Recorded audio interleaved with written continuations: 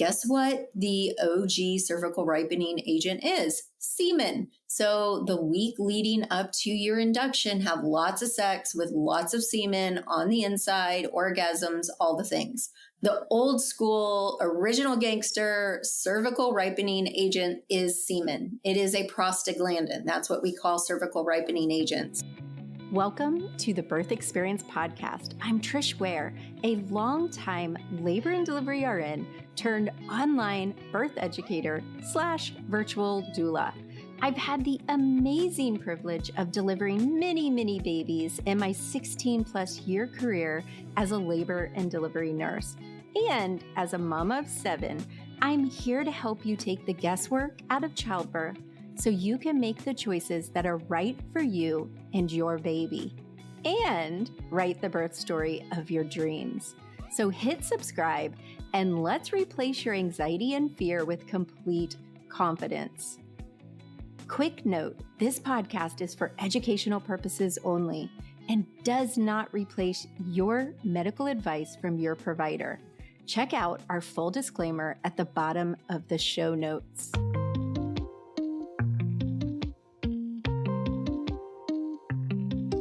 Good morning. Today we are going to talk about being induced. This is such a hot topic. I get hundreds of questions about induction every week on Instagram, and I wanted to talk about it today because I have some strong feelings both ways, whether you do it or whether you don't. And so I thought that we would talk about labor induction in a way that helps you make an informed decision. So the first thing we're going to talk about is why. Let's understand what are some good reasons for being induced. So there's two types of inductions. There's a medical induction, which means you have some sort of medical reason that baby is better off outside than inside. Elective reasons are done out of convenience. Maybe mama's tired of being pregnant. Maybe her provider's going out of town and she really wants that provider to do her delivery. But those are reasons that are elective, which means baby is just fine and dandy staying inside and waiting for spontaneous labor. But for some reason, we're going to be induced. So the very first thing you need to know about being induced is this: you don't have to be if you don't want to be, unless there's a legit medical reason. And so what I teach my students inside of Calm Labor, Confident Birth class and inside the VBAC lab is this: you need to have an open dialogue with your provider. Now, if your provider is spieling off some kind of dumb shit like, oh, well, I induce everyone at 39 weeks, or I don't let my patients go past 40 weeks, or something like that, that is not a good reason. Nobody should be doing something just because that's what they do for everyone. That is really general. They need to individualize your care. And if they're quoting a study or they're saying, well, studies have shown, or ACOG supports, then I want you to stop them and say, okay, can you please print that study out? Can you please go get me the information where ACOG is supporting what you're saying? And then tell your provider that you want to go home and think about it. Don't respond right then. Do not respond out of emotion. So if this really blindsides you and you are wanting to go into labor spontaneously and now your provider is coming in hard about induction, you don't have to answer them. You don't have to make a decision right then, unless they're wanting to send you to the hospital right then and there. That's a little different. However, if they're quoting a study, if they're saying this is why and this is what I do, then I would question it and I would ask for proof. Take it home, look it over. If you're one of my students, then get on the weekly hangout and ask me what I think, ask my doula what she thinks, and we'll give you some thoughts as well. Here's the other thing I want to encourage you. If you're preparing yourself for the battle to go against being coerced or bullied into induction, 9 times out of 10, if you just tell your provider that's not what you want to do, they're going to say, okay, unless there's a medical reason, then they're going to really try to show you why, and they're going to give you proof why it's better that baby is out and not in. So that's different than what I'm talking about, which is convenient induction, right? Out of convenience.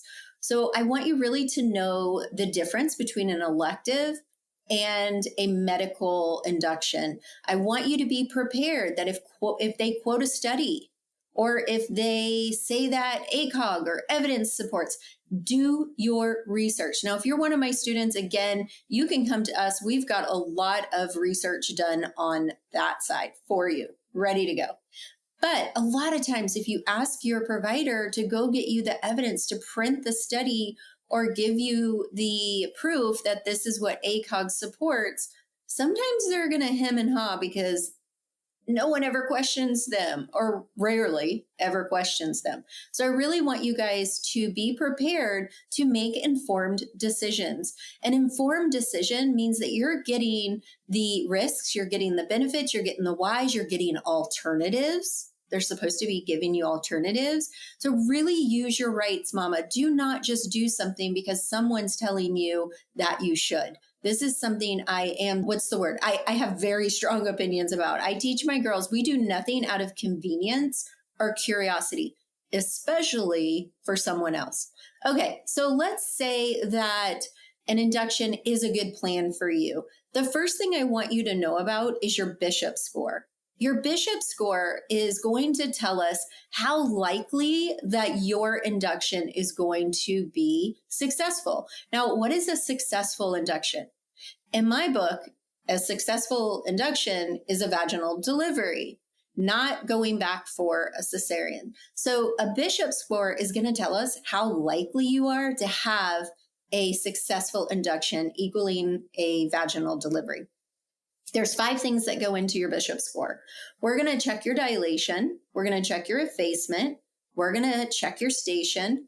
We're going to check your consistency and the location of your uterus. So the higher the score, the more likely you are to have a successful vaginal delivery.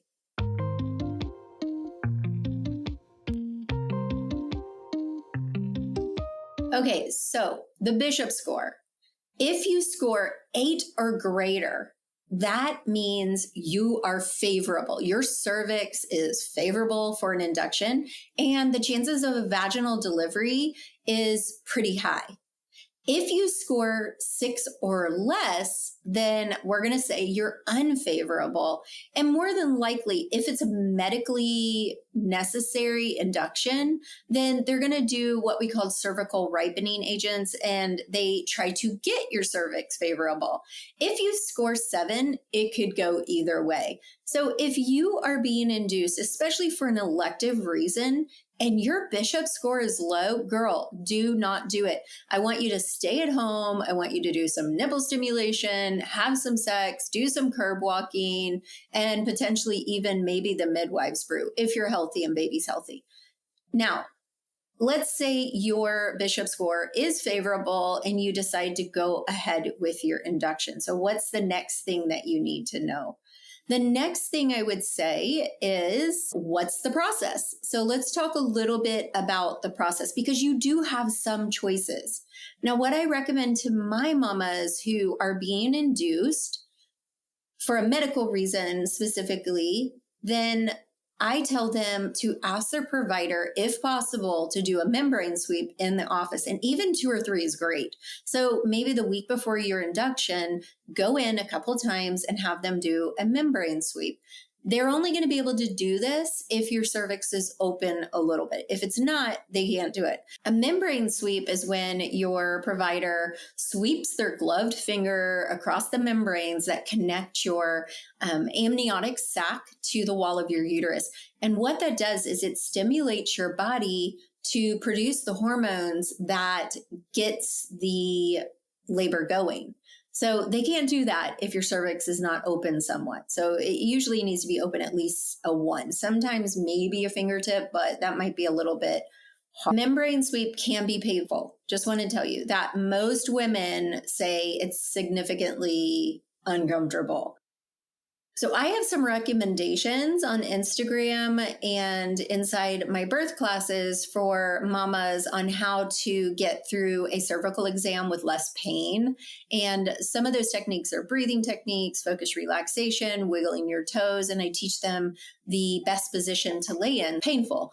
A membrane sweep is very quick. So if you're going to have one, it's not a horrific amount of pain, but it is uncomfortable. Yay, you're pregnant. But that also means you're going to have to deliver a baby, which starts to get more than a little bit scary the closer you get to your due date, right? So watching TV, watching movies is not exactly helpful. And sometimes talking things over with other mamas doesn't do too much good either, especially if they're sharing their horror stories. But let me tell you a secret. After giving birth to 6 babies myself and delivering thousands as a high-risk labor and delivery nurse, I can tell you that those depictions in movies are not what you need to be thinking about right now. Is labor a gentle stroll in the park on a breezy spring day? Nah, not exactly. But if you prepare, if you train, and you understand exactly what to expect, it's going to go a lot easier than you think. Which is why I have my free on-demand workshop all about managing pain during labor. My 4 insider secrets to an incredible birth experience without fear, whether you're going for an epidural or not, is going to benefit you. Because, spoiler alert, epidural does not mean pain-free. And that's a whole nother class. But in this class, I'm going to be teaching you my 4 top tips for creating the environment and the mindset that you need. And by the time it's over, you're going to feel empowered and prepared to take the next steps in your delivery story. I'm going to show you essential tools. I'm going to tell you what's important, what you need to focus on, and I'm going to give you all my mindset hacks that will help you embrace the pain of labor. Nope, I'm not kidding. You're going to be excited about the pain of labor. You only get one shot at birthing this baby, mama, so don't rely on well-meaning friends who didn't train for labor the proper way to shape your experience or to scare you silly. Labor is intense, but it's also incredibly rewarding if you do it right. So let me teach you how to take control of your fears so you can create an epic birth plan and have the best experience possible and actually look forward to childbirth. Check out the show notes. We've got a link to our free birth workshop and you can jump into it right now.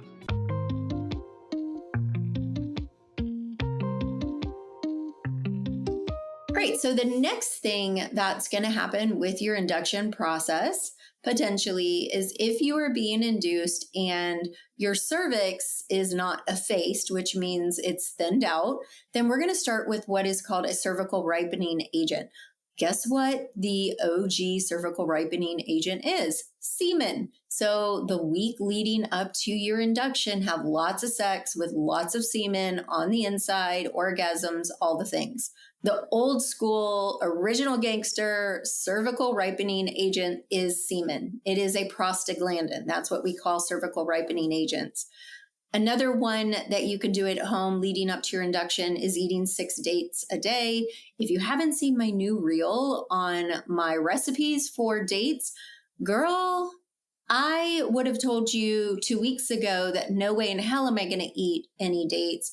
But we've been trying out recipes for our students and posting them on reels. I've been craving the Snicker dates and the goat cheese dates. Oh my goodness. Can't even look at my reels. You'll see the recipes. Okay. So we want to get your cervix ripened is what we call that. So when you go in, usually you'll go in the night before. So you may go in at like 11 p.m. on a Tuesday night. Your induction process is scheduled mostly on Wednesday, but we'll have you come in the night before and we insert a cervical ripening agent. There's 2 that we use, especially in the US. One is Cytotec, and this is a pill. and the other is Cervidil. It looks like a flat little tampon with a string.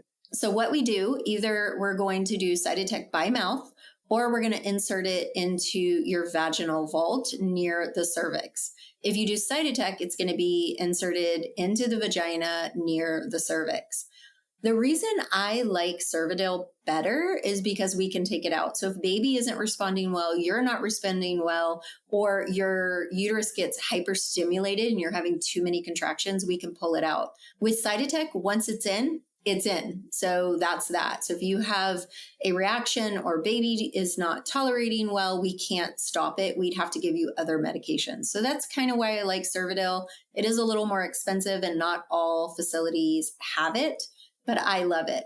Another thing that we could do to get your labor started is do either a catheter, a Foley catheter, or a Cook catheter, which is a mechanical way of getting your cervix and labor stimulated and getting your cervix starting to dilate. We put it in, it puts pressure on the cervix, and it falls out when you're around 4 centimeters dilated. There's also another type of mechanical dilating thing, I guess. I don't know what you want to call it. And they are the Dilapan S rods. It's pretty new to the market. The last few years would be considered new in labor and delivery. So talk to your provider if they do them. The good thing about the Cook catheter or the Foley catheter induction and the Dilapan S, and sometimes Cytotec or Cervidil, but not often, you can actually have it inserted in the office and go home and come in the next morning, or come in when the catheter falls out and you're 4 centimeters. I like that because I am all about you guys laboring at home. I think it goes smoother, you're more comfortable, you're less anxious. So if you can do it at home, ask to do it at home.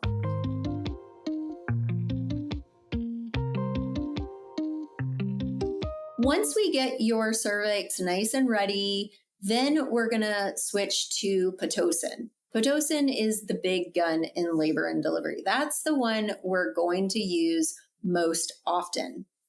Okay, Pitocin, how does it work? What do we do? So you're going to have an IV site inserted, and we're going to titrate it, which means we're going to start at a lower dose. It's going to flow in through your IV site, through fluids, and we start at a very low dose, and then we titrate it, which means we go up every 30 minutes. I recommend to my girls that they ask that it be started at the lowest dose and go up low and slow. The studies have shown that by going up low and slow, and that you really don't need a high dose. All facilities have like a tap out dose where they can't go past that dose. But I really recommend that you talk to your provider about going low and slow, which means if the order is that we're going to start it at 1 to 2 milliunits, then I want them to start yours at 1 and go up by 1 instead of starting at 2 and going up by 2. The studies really support this low and slow method. So talk to your provider about that as well. Now, here's something that happens all the time with induction that I am not a fan of. And my girls, we really talk a lot about this, and it's breaking your water. Typically, you go in the night before, we do a cervical ripening agent, 7 a.m., we start your Pitocin if your cervix is ripe. Otherwise, we'll keep with the cervical ripening agents. And then your doctor comes in before he or she goes to the office, and they break your water. I am not a fan of this. So I would fight this one, mama, because once we break your water, a clock has started for you, and the risk of infection goes up as time passes, and it's very high at 24 hours. So a lot of providers really start coming in hard at 24 hours, wanting to be more aggressive and even do cesareans. So I recommend to my girls that they refuse the water breaking process. And if they're going to let their provider break their water, they don't do it until they're in active labor, which is around 6 centimeters. So if you're not actively laboring, if you're not in active labor, do not let them break your water. This is something I'm really strongly opinionated about because I don't want that clock to be started on you.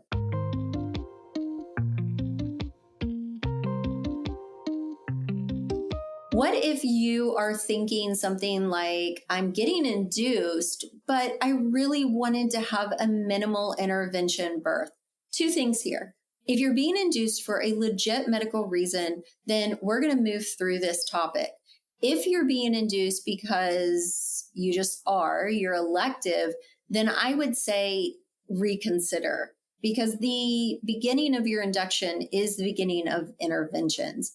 Can you have a minimally interrupted birth with an induction? Yes, you can, but it's going to be a little more difficult. So the very first thing I would say for those of you who are having induction that is medically necessary and you're disappointed, you're sad because you wanted to have a low intervention birth, I want you to walk through that grief. It's legit. It's okay. I get it. I've had to do it myself.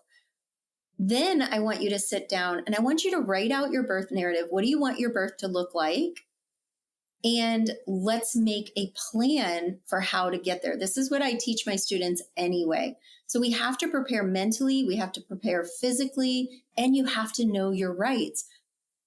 Like I just told you, you can refuse your water being broken. And probably most of you think, oh, well, if I'm being induced, I have to do whatever plan my doctor says. No, this is not true. You still have rights, you have a voice, and you get to help create the induction plan. It does not have to be just because this is what they do with everyone. They need to individualize it for you. So I want you to sit down, write out your birth story, how you'd like it to look, and then let's work on the different parts of it. Now, if you originally thought, I don't want an IV site, well, that you're going to be induced. You have to have an IV site. You have to have fluids, especially if you're on Pitocin. Now, if you're on Cytotec or Cervidil, we can do your IV site and then do what we call a saline lock. So you can still, after a certain time period, get up, walk around, get in the shower, and move around your room. If you're on Pitocin, I am here to tell you, because I've had 6 unmedicated births, 3 of whom were induced, that you can still move around your room. You can still get on the ball. If they have wireless monitoring, you can walk the halls. Your experience is not out of your control just because you're being induced. So let that go, mama. I promise. You can still have a beautiful, semi-low intervention birth. We just have to have a plan. You have to know the process. You have to know what's coming, and you have to know all about the interventions. Why are they using them? When is it legit? When is it not? I tell my girls, again, I've told you this already, I tell them nothing out of convenience or curiosity. There are legit reasons why we have interventions. The vacuum, the forceps, oxygen, all of the things that we do, there are legit reasons. But if you don't know, then how are you going to make an informed decision? This is why I am 100% about everyone entering the birth room with education. You have to be educated.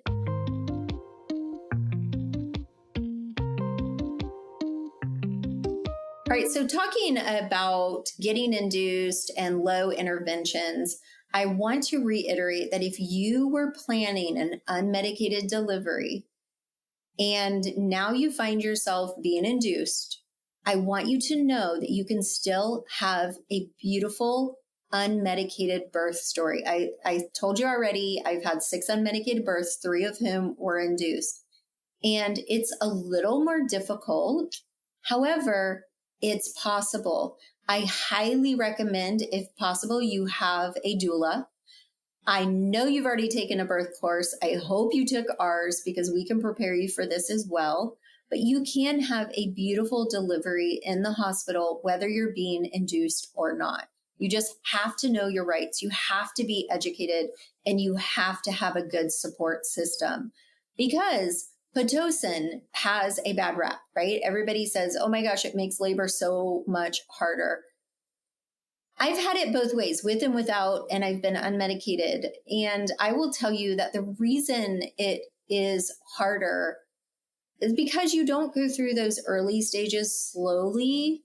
You kind of hit labor like a wall. So you're not laboring at all, and then you are. You don't have that natural buildup. So you have to be prepared for that. You have to have your labor tool bag filled and ready to pull out the appropriate tool, the appropriate coping tool that you want to use to get through that level of pain. And having a good support system is critical. So if you have a doula, fantastic.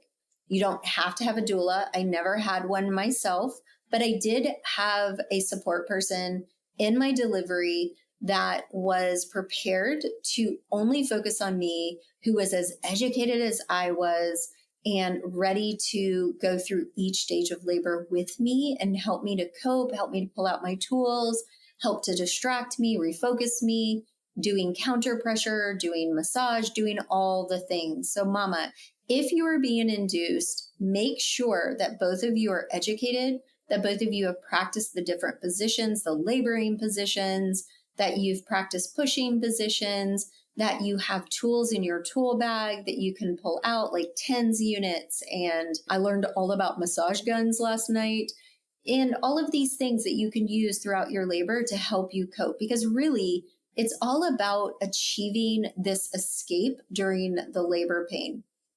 If you haven't taken my free class all about coping during labor and about facing your fears, then I highly suggest that you do that, because we talk about the key points of escaping, achieving this escape and finding your zone. And that's really important when you're in labor. Hey mama, I hope you enjoyed this episode of the Birth Experience with Labor Nurse Mama, where we broke down labor induction in bite-sized little pieces. If you find yourself being faced with the choice of being induced or not being induced, and you have any questions, make sure you send us a DM on Instagram or send us an email at info@labornursemama.com. Hit subscribe right now so you don't miss an episode. We have one coming out every Friday at 7:30 a.m. So you can listen to it on your way to work, or you can listen to it while you take the kids to school. We are so appreciative of you guys. Make sure you write a review and let us know what you want to hear about in the future. Have a fantastic day.